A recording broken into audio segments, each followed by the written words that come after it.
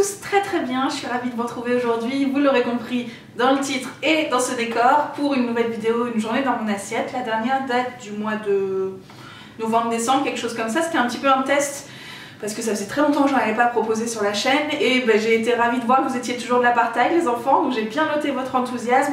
C'est vrai qu'il y a toujours moins d'échanges en commentaire dans ce type de vidéo. En même temps, qu'est-ce que tu veux say? À part c'est nice, je vais essayer, il n'y a pas grand chose à parlementer, contrairement aux vidéos un peu plus blabla, que ce soit sur la grossesse, sur la maison, enfin voilà, des choses où on peut échanger et se raconter nos expériences. Là, voilà, je vous déballe tout ça, vous en faites ce que vous voulez. Mais en tout cas, j'ai noté quand même qu'il y avait pas mal de vues, ça fait plaisir. Et surtout, les pouces en l'air, moi, c'est ce qui m'aide pas mal à jauger votre intérêt pour le contenu de nos vidéos. Donc, merci pour ça. Au programme du jour, les enfants, des choses très très simples, comme d'habitude, j'ai envie de vous dire. Mais c'est pas grave, c'est la vraie vie. Au petit-déj, j'ai quand même fait un truc un peu sucré-salé. C'est vrai que comme j'ai le temps en ce moment, souvent, je me fais un peu de fromage et voilà, j'essaie de mélanger les choses. Donc, vous allez voir ça dans un instant. Le midi, j'ai pas pu passer à côté. Je vous ai reclaqué un truc qui mijote avec du curry. Alors on a déjà parlé de dalles de lentilles, on a déjà parlé de wok de légumes, qu'est-ce qu'on a déjà fait? Pas mal de choses avec du curry, mais écoutez, là j'ai trouvé une autre alternative avec des légumes de saison et tout, donc c'est cool.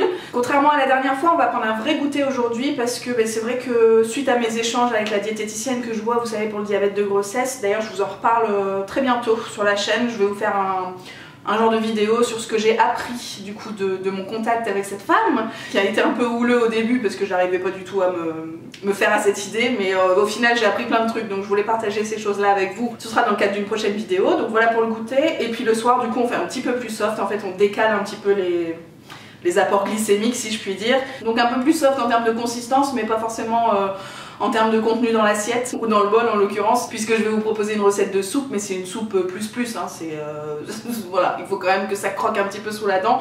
Voilà, je vous laisse avec les images et puis on en reparle juste ensuite.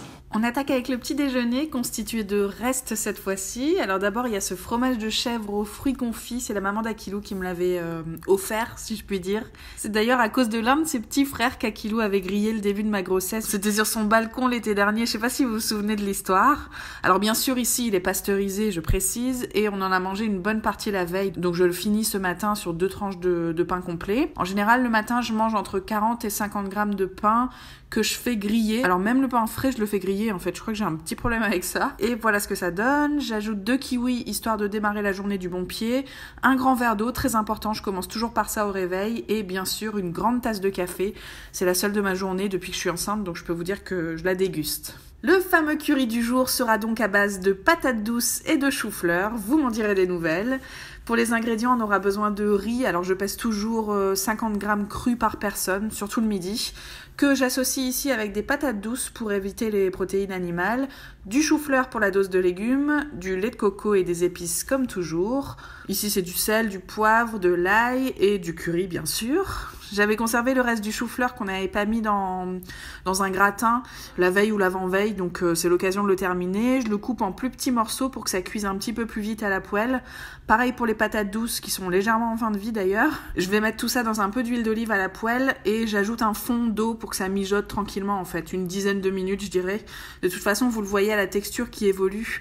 Mais si vous n'êtes pas sûr, vous checkez avec un couteau, une fourchette pour voir si c'est un petit peu ramolli par exemple. On ajoute les épices à gogo, on se fait plaisir et le lait de coco, la vie la vraie. Moi quand je vois ça, je vous jure, je sens les odeurs à nouveau quoi. Je pourrais en manger chaque jour qui passe, c'est une passion. Je sers ça dans un bol puisque comme dit Amandine, le bol ça change tout et je garde la deuxième part pour le lendemain midi. J'ai d'ailleurs oublié de vous filmer mais en général je prends un fruit en dessert le midi ces derniers temps. Souvent c'est une poire ou une pomme pendant l'hiver mais ça dépend aussi des autres repas de la journée. Par exemple si j'ai déjà pris une poire le matin, je vais pas réitérer et manger 15 poires par jour, on n'en est pas là. Et aujourd'hui la pomme justement, c'est au goûter que ça se passe puisqu'on va faire une omelette sucrée avec un peu de cannelle. C'est une façon différente de manger des fruits, c'est un peu plus consistant que si tu croques juste dans ta pomme comme ça. Disons que tu as l'impression de faire une vraie pause quoi. Donc j'ai besoin juste de 2 œufs, d'une pomme, de cannelle et d'un sucrant si possible naturel. Alors je crois que j'ai montré du sirop d'érable mais finalement j'ai mis du miel après. Enfin bref, vous voyez un peu le principe. Je bats tout ça en omelette dans un bol, je découpe ma pomme en fines lamelles, enfin fines ou moins fine d'ailleurs, hein, chacun voit midi à sa porte.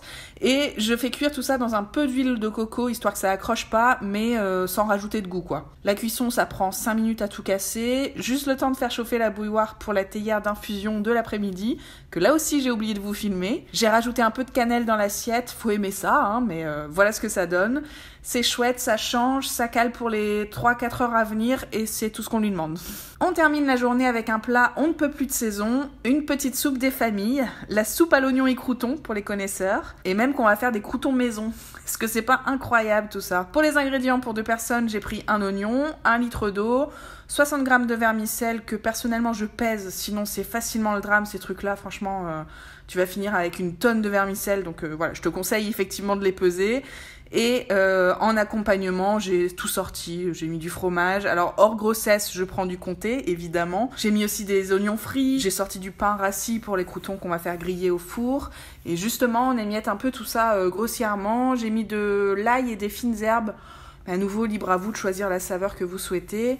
J'ai mis une cuillère d'huile d'olive et c'est par taille pour 15 minutes au four à 180 degrés. Alors on surveille toujours évidemment puisque le temps de cuisson dépend aussi de la taille de vos morceaux de pain quoi. Pour la soupe, on découpe l'oignon grossièrement. J'y passe pas 15 ans puisqu'on va le mixer de toute façon ensuite. Et on fait rissoler dans un peu d'huile d'olive. Quand c'est translucide, on ajoute juste un fond d'eau et on vient décoller les sucs de cuisson. J'ai envie de dire les sucs mais c'est pas vraiment des sucs vu que c'est pas de la viande.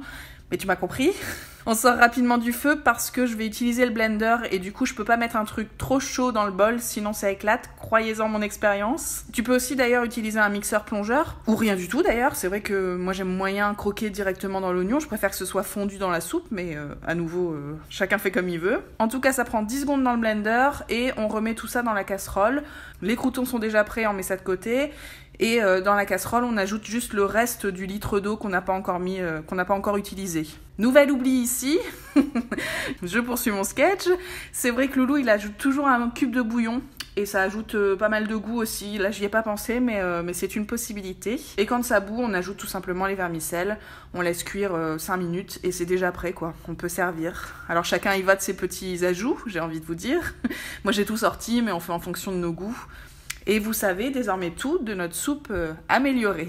Voilà les enfants, une petite soupe au lit, c'est là-dessus qu'on va se quitter. J'espère que vous avez passé un bon petit moment avec moi, que vous avez pris vos petites notes peut-être pour reproduire ce genre de recette chez vous. C'est vrai que je vous parle beaucoup de diabète et de grossesse ces derniers temps, mais d'après moi là aujourd'hui, il n'y a pas forcément de changement par rapport à d'habitude. Je mange toujours des féculents le soir, je mange toujours du fromage le soir. Enfin voilà, j'ai supprimé la petite touche sucrée, on va dire le petit dessert de fin de journée. C'est vrai que c'est des choses qui sont un petit peu moins bien assimilées la nuit chez moi. Donc voilà, c'est le petit changement qu'il y a ces dernières semaines. Mais mis à part ça, je pense que ça peut s'adapter à plein d'alimentations différentes. Vous me direz comment vous mangez de la soupe chez vous. Est-ce que vous rajoutez plein de trucs pour faire genre c'est un repas normal ou bien vous êtes vachement plus réglo que nous. Je voulais aussi vous préciser que c'est la recette de Loulou. Les enfants rendons à César ce qui est à César. Ça reste une soupe à l'oignon mais quand même c'est agréable pour moi de pouvoir passer la main de plus en plus régulièrement et en plus ça lui fait plaisir.